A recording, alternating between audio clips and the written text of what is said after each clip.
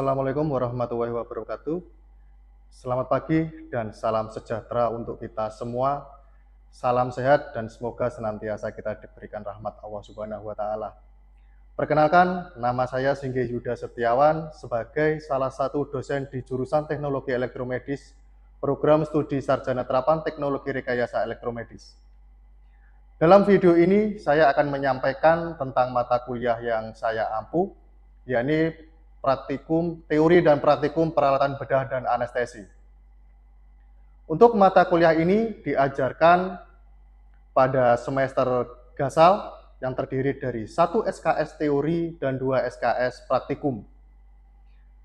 Mata kuliah ini merupakan mata kuliah inti keilmuan di bidang teknik elektromedik. Adapun beberapa tujuan pembelajaran antara lain, yang satu secara pengetahuan, diharapkan mahasiswa mampu menjelaskan prinsip dasar dan prosedur umum dalam tindakan bedah, serta konsep anestesi yang digunakan di fasilitas kesehatan. Menguraikan fungsi, prinsip kerja, dan parameter utama peralatan medis yang digunakan dalam prosedur bedah dan anestesi. Mengidentifikasi standar keselamatan pasien, operator, dan peralatan dalam lingkup ruang operasi. Secara keterampilan umum, mahasiswa diharapkan mampu mengoperasikan peralatan bedah dan anestesi sesuai dengan SOP yang berlaku, melakukan pemeriksaan fungsi, troubleshooting, dan perawatan dasar peralatan bedah dan anestesi, menyusun laporan hasil pemeriksaan teknis dan pemeliharaan dengan format yang sesuai dengan standar, berkomunikasi secara efektif dengan tenaga medis terkait penggunaan dan pemeliharaan peralatan. Secara keterampilan khusus, diharapkan mahasiswa mampu melakukan pengujian dan evaluasi kinerja peralatan bedah, operating table, surgical lamp, electrosurgical unit, dan lain-lain, dan anestesi itu sendiri. Mengenai hasil pengujian dan memastikan peralatan memenuhi spesifikasi teknis dan standar keselamatan. Melaksanakan tindakan pencegahan terhadap resiko kegagalan peralatan selama prosedur bedah dan anestesi.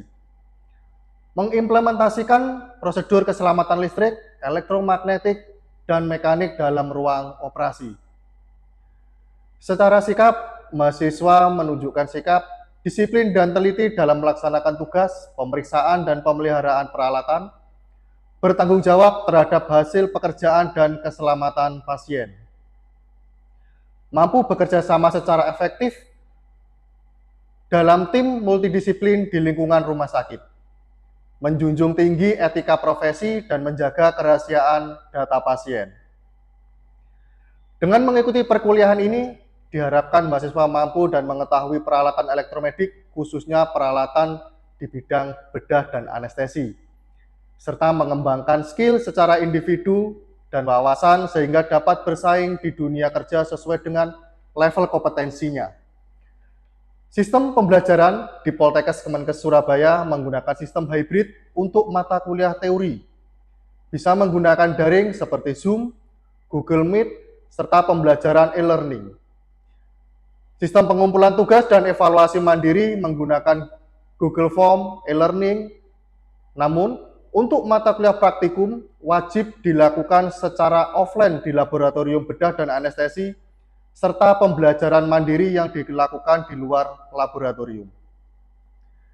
Sistem akademik yang disebut Syakat digunakan untuk mengisi daftar hadir mahasiswa, serta menginputkan hasil evaluasi mahasiswa. Dengan adanya strategi inovasi pembelajaran diharapkan dapat meningkatkan mutu belajar mahasiswa serta antusias mahasiswa untuk mendapatkan materi di jurusan teknik elektromedik, sehingga lulusan dapat memiliki kemampuan sesuai dengan level kompetensinya.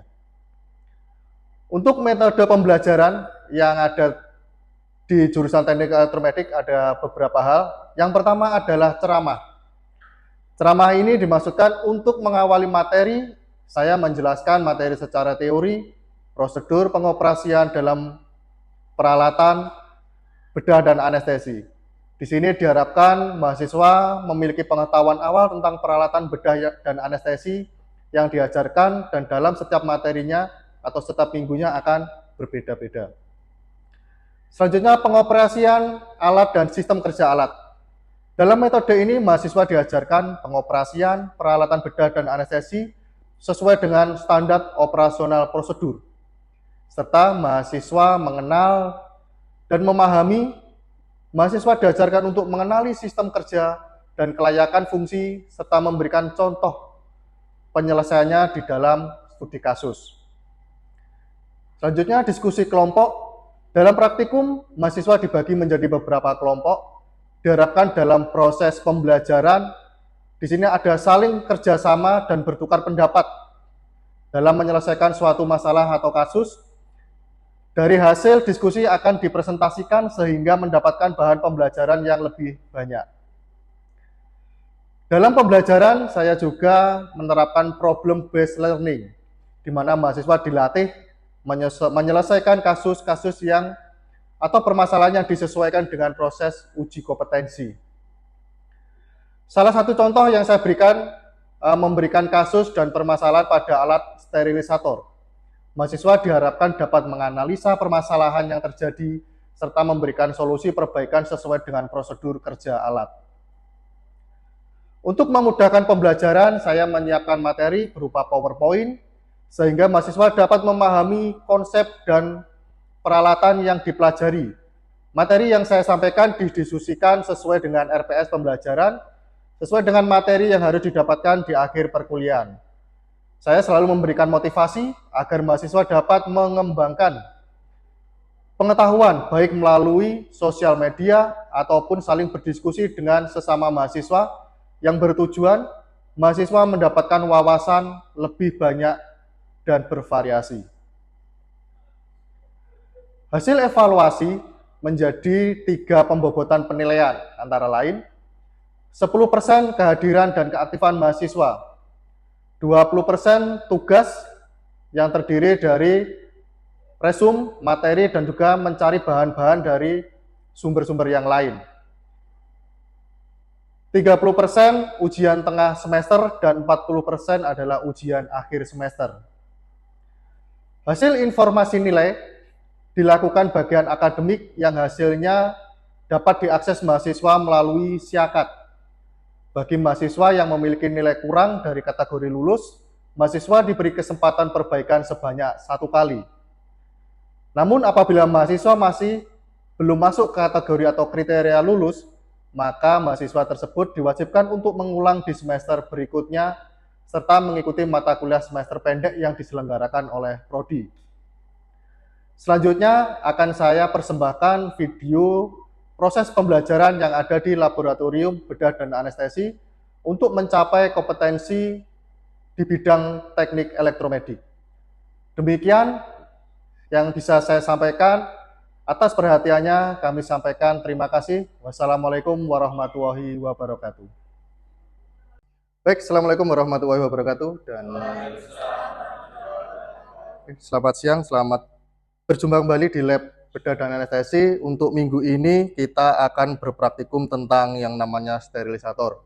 Ya. Untuk absensi sudah dilakukan secara manual. Nanti hasil dari rekap absensi hari ini akan saya masukkan ke data Siakat sebagai rekapitulasi absensi yang akan direkap di akhir semester. Hari ini kita akan belajar bersama tentang yang namanya sterilisator. Sekilas saya akan menyampaikan dulu secara teori berkaitan sterilisator. Secara umum, pengertian dari sterilisasi adalah suatu proses ya, di mana bertujuan untuk membunuh jasad renik yang ada sehingga tidak tumbuh di dalam suatu medium ya, atau suatu media. Baik itu tidak hanya jasad renik, bisa berupa spora, bakteri, kuman yang ada di media tersebut. Diharapkan dengan proses sterilisasi ini tidak akan tumbuh ya.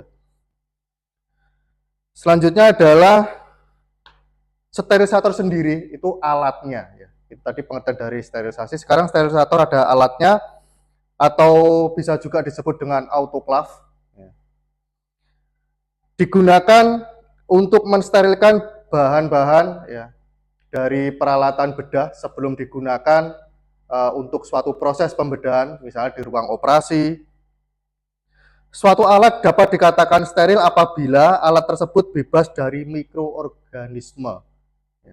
Karena seperti yang kita ketahui, yang namanya kuman, bakteri, mikroorganisme itu tidak tampak oleh mata.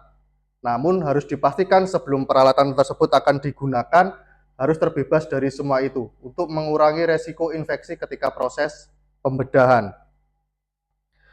Selanjutnya beberapa macam sterilisasi, ya. Yang pertama adalah sterilisasi atau sterilisator basah, sterilisator kering, UV, dan ozon. Pengertian dari sterilisator basah yaitu sterilisator yang memanfaatkan proses penguapan dari air. Ya. Sterilisator ini menggunakan elemen basah yang terkena air. Jadi prosesnya adalah airnya itu yang dipanaskan. Ya. Hasil panas dari air tersebut atau uap dari air tersebut itu yang dimanfaatkan untuk proses sterilisasi suatu media. Selanjutnya sterilisator kering. Ya, ini prinsipnya hampir sama, namun medianya yang berbeda. Kalau sterilisator kering, itu yang dimanfaatkan adalah panas dari heater atau elemen. Ya, berbanding terbalik dengan yang jenis sterilisator basah. Sama-sama fungsinya, ya, secara prinsip kerjanya sama, namun medianya yang berbeda. Kalau yang basah tadi, air yang dipanaskan ya menggunakan heater atau elemen uap dari air itu tadi yang dimanfaatkan untuk proses sterilisasi. Sedangkan kalau sterilisator kering, panas langsung dari elemen atau heater yang dimanfaatkan untuk proses sterilisasi. Ini sterilisator ozon ya. Ozon sendiri adalah suatu gas alami yang mudah larut di dalam air dan tentunya tidak beracun ya, apabila terkena langsung oleh manusia. Ozon itu biasanya ditemukan di lapisan atmosfer yang berfungsi untuk melindungi terhadap radiasi sinar UV, biasanya sinar matahari. Di permukaan bumi ini dikenal dengan aromanya, biasanya aromanya adalah aroma antiseptik yang muncul setelah hujan ya. Setelah hujan itu biasanya ada aroma-aroma seperti antiseptik, itu adalah ozon. Selanjutnya sterilisator yang menggunakan UV. UV ini adalah jenis lampu ya, yang biasanya untuk proses sterilisasi ruangan, misalnya sebuah ruangan OK, disterilnya menggunakan lampu UV.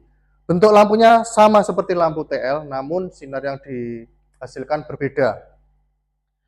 Untuk jenis sterilisasi ini dapat membunuh kuman sekitar 99,99%, karena menggunakan UV, jadi seringkali di berbagai rumah sakit ya, bisa untuk proses sterilisasi ruangan ataupun ruang OK sebelum digunakan untuk proses operasi atau proses pembedahan.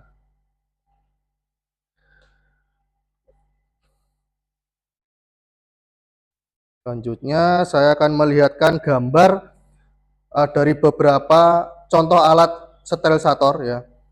Di sini ada sterilisator kering dan sterilisator basah, ini yang membedakan. Ini sterilisasi, proses sterilisasi kering, ya, di mana tidak menggunakan media air dan yang dimanfaatkan adalah panas dari heaternya.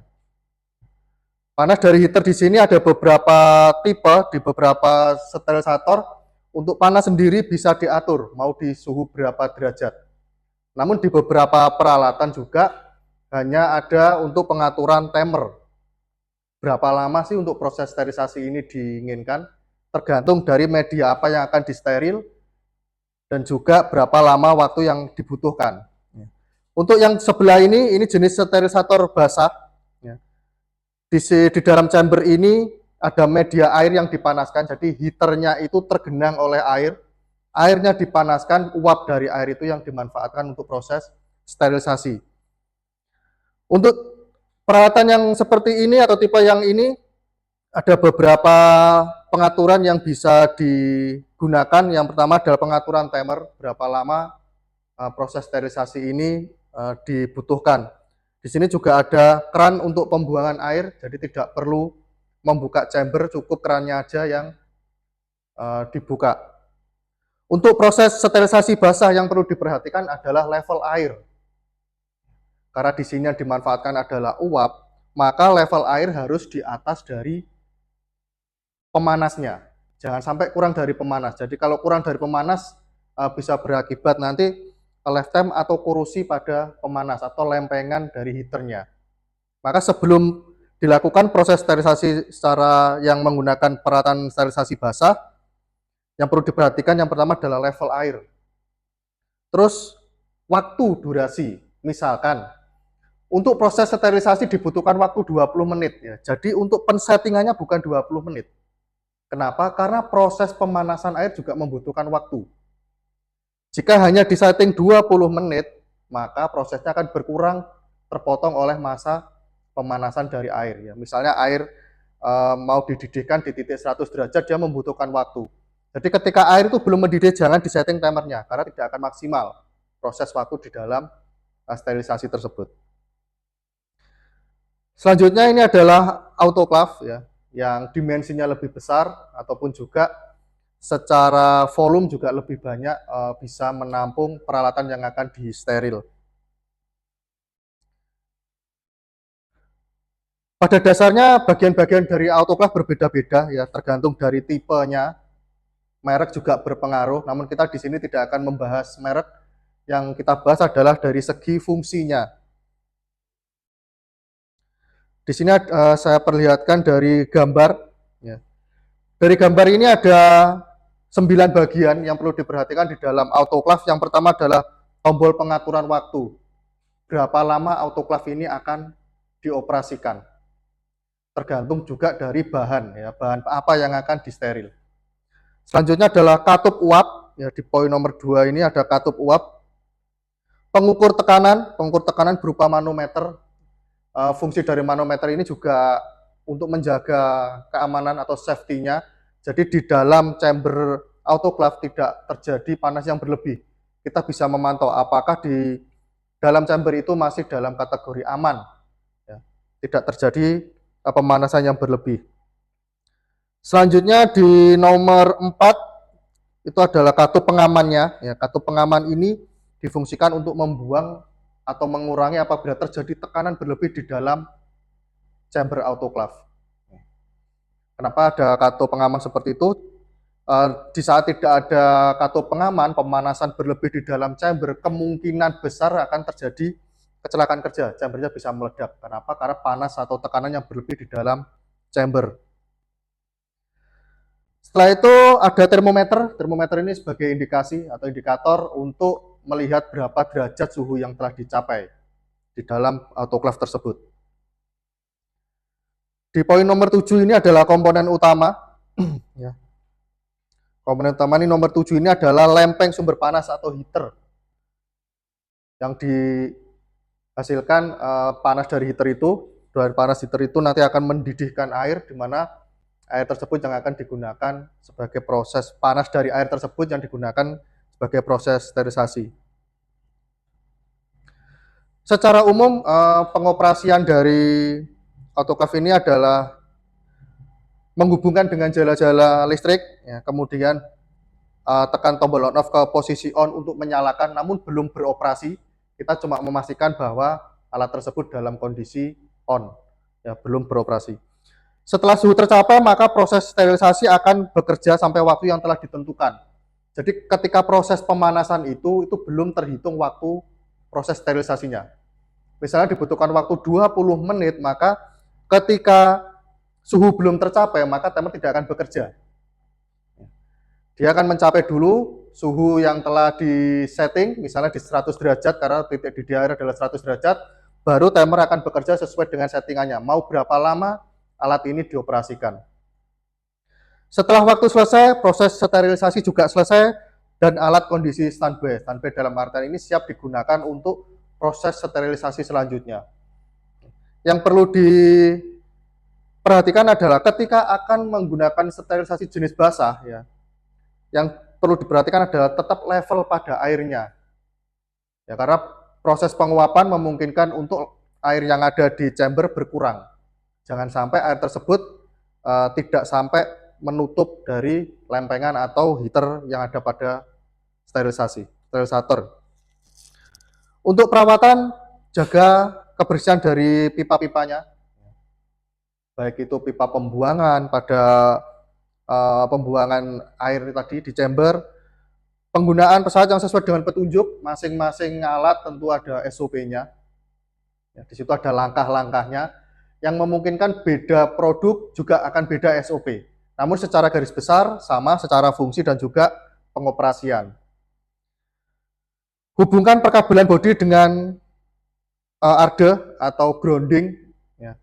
Kalau di lab kita di sini untuk jala-jala listrik sudah dilengkapi dengan grounding.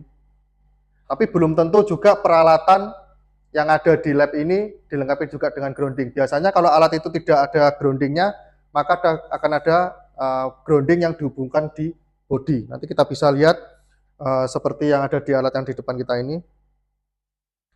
Perlakuan pada elemen tidak boleh sama. Apabila memakai elemen kering, maka elemennya tidak boleh terkena air. Ya, karena prosesnya adalah sterilisasi secara kering. Kenapa? Kalau heater ataupun elemen itu terkena air, maka akan mempercepat atau memperpendek lifetime-nya. Ya. Selanjutnya adalah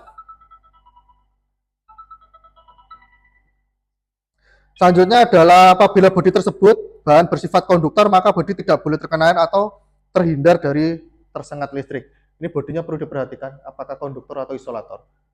Tentunya di beberapa peralatan bahannya adalah konduktor. Maka itu yang perlu diperhatikan adalah jangan sampai ada kebocoran dari jala-jala listrik yang nanti sampai ke bodi. Itu yang nanti berakibat pada kecelakaan kerja. Grounding alat juga harus diperhatikan apabila terjadi kebocoran arus. Ya, tentu kita menggunakan alat untuk pengecekan kebocoran atau minimal kita menggunakan test pen, kita cek aja pada bodi. Kalau memang di bodi ini teraliri oleh listrik, maka berarti alat ini tidak aman untuk digunakan. Selanjutnya mengganti elemen yang sudah rusak.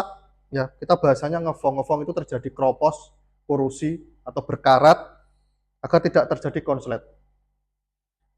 Baik, itu secara teori yang saya sampaikan berkaitan dengan sterilisasi. Sekarang kita berhadapan dengan alatnya langsung. Ini proses sterilisasi yang kering karena tidak menggunakan media air dan pemanasnya menggunakan pemanas kering. Bisa dilihat di dalam chamber ini ada elemen-elemen yang terpasang pada bodi karena yang dimanfaatkan adalah panas dari elemen tersebut. Sebagai seorang teknik, ketika akan mengoperasikan peralatan ini yang perlu diperhatikan pertama adalah spesifikasi. Ya, biasanya terpasang pada belakang peralatan atau di bodinya. Berapa daya yang dibutuhkan, terus ada grounding atau tidak. Kalau tidak ada grounding pada pengkabelan atau jala-jala PLN-nya biasanya akan dilengkapi dengan grounding yang terhubung dengan bodi. Sebelum digunakan, maka grounding ini bisa dipasang atau ditancapkan pada tembok ataupun ditanam di tanah. Agar bodi yang ada di sekitar sini tidak teraliri oleh listrik. Secara terlihat sebenarnya di sini bahannya adalah dari bahan konduktor ya, yang bisa teraliri listrik, namun dilapisi dari plastik untuk mengurangi atau memastikan bahwa bodi ini tidak akan teraliri oleh listrik. Ya. Dari peralatan ini ada 2 chamber, di sini pengaturannya ada tombol timer dan juga untuk pengaturan pemilihan chamber mana yang akan diaktifkan. Karena dari kedua chamber ini fasilitasnya untuk dari peralatan ini memungkinkan untuk diaktifkan kedua-duanya ataupun cuma salah satu secara bergantian. Tergantung dari apa yang akan disterilkan atau berapa volume dari alat yang akan disterilkan. Yang sering terjadi kerusakan beberapa kasus di peralatan ini, ya, yang pertama adalah pada seal seperti ini. Karena dia selalu mendapatkan panas, dia memungkinkan untuk pecah ataupun rusak. Ketika ini rusak, maka tidak akan tertutup dengan rapat dan akan mempengaruhi proses sterilisasi yang ada di dalam. Ya, akan mengurangi kualitas dari proses sterilisasi tersebut. Selanjutnya karena timer di sini bersifat mekanik ya, tentu lifetime-nya juga ada berapa kali dia bisa diputar ya. Karena ketika kerusakan pada mekanik ini maka tidak akan bisa atau tidak bisa diatur timernya. Kalau tombol ini ada seperti tombol on off aja, cuma memilih mana yang akan diaktifkan. Ketika pengoperasian Jangan lupa perhatikan SOP yang ada pada alat, langkah-langkah kerjanya seperti apa, dan juga pastikan keamanan dari peralatan ini. Minimal kalau perbaikan, cek dulu apakah terjadi putus pada pengkabelan. Kalau tidak ada terjadi putus pada pengkabelan, bisa cek secara visual. Begitu juga dengan heater, bisa dicek secara visual apakah heaternya masih bekerja dengan baik atau tidak, putus atau tidak, bisa dicek secara visual. Untuk selanjutnya, ketika sudah proses secara visual namun permasalahan belum diselesaikan, baru alat ini bisa dibongkar. Mungkin ada pengkabelan atau suatu sistem di dalam yang tidak bekerja. Jadi ketika proses perbaikan jangan buru-buru langsung dibongkar. Ada SOP-nya. Cek secara visual, tidak terjadi masalah, baru cek pengkabelan yang ada di dalam. Baik, untuk praktikum hari ini silakan Anda operasikan sesuai dengan SOP. Selanjutnya Anda amati dan Anda rangkum apa yang ada di hasil pengamatan hari ini. Untuk selanjutnya nanti apabila ada yang tidak diketahui, tidak mendapatkan informasi, bisa kita diskusikan secara bersama. Oke.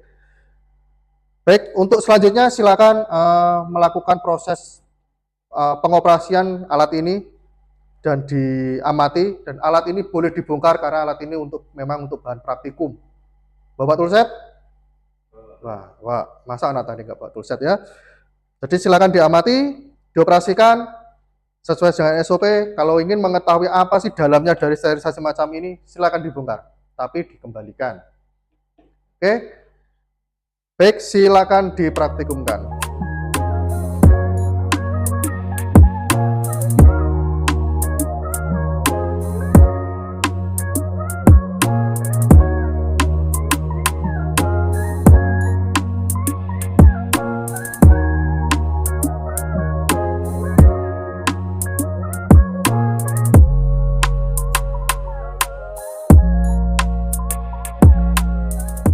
Baik, untuk pertemuan hari ini kalian sudah melakukan praktikum berupa penyampaian materi, terus proses troubleshooting, pengamatan, dan juga sampai pengoperasian. Di sini juga tadi dilakukan pencatatan dan dokumentasi yang nantinya akan dipakai sebagai catatan individu. Untuk selanjutnya, kalian bisa mencari referensi berkaitan sterilisator, bisa di YouTube, di perpustakaan, atau hasil karya tulis ilmiah kakak-kakak tingkat sebagai bahan tambahan dari pengetahuan yang kita praktikumkan hari ini. Untuk praktikum hari ini saya rasa cukup. Kita ketemu lagi di minggu depan dengan materi yang berbeda. Apabila nanti ada yang didiskusikan, bisa kita diskusikan di luar laboratorium. Untuk pertemuan hari ini saya akhiri sekian. Assalamualaikum warahmatullahi wabarakatuh.